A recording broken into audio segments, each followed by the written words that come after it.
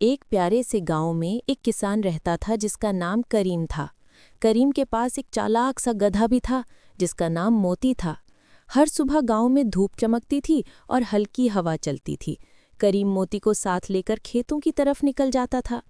لیکن موتی کا ایک مسئلہ تھا، جب بھی کام کا وقت ہوتا موتی کوئی نہ کوئی بہانہ بنا دیتا۔ کبھی وہ زمین پر لیٹ کر تھکنے کا ڈرامہ کرتا، کبھی وہ پانی ڈھونڈنے بھاگ جاتا۔ کریم موتی کی شرارت دیکھ کر حیران بھی ہوتا اور ہنس بھی پڑتا۔ ایک دن کریم نے سوچا کہ آج موتی کو ایک اچھا سبق سکھانا چاہیے۔ اس نے ایک نیا پلان بنایا۔ جب موتی نے پھر سے کام سے بچنے کی ایکٹنگ کی تو کریم نے اس کے سامنے ایک چھوٹی سی ٹوکری رکھی۔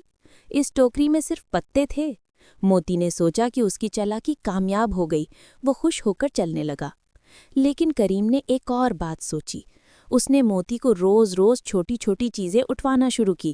کبھی پھول اٹھوانا، کبھی ہلکے پتے، کبھی چھوٹی سی ٹوکری اٹھوانا۔ یہ سارا کام اتنا آسان تھا کہ موتی پھر بھاگ نہیں سکتا تھا۔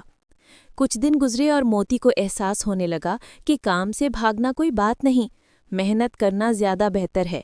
اس نے اپنی غلطی سمجھ لی۔ کریم نے پیار سے اس کی پیٹھ تھپ تھپائی اور دونوں مسکراتے ہوئے کھیتوں کی طرف چل دیے۔ یوں موتی نے چالاکی سے زیادہ حکمت کا سبق سیکھ لیا اور دونوں نے مل کر ہر دن کو خوشگوار بنایا۔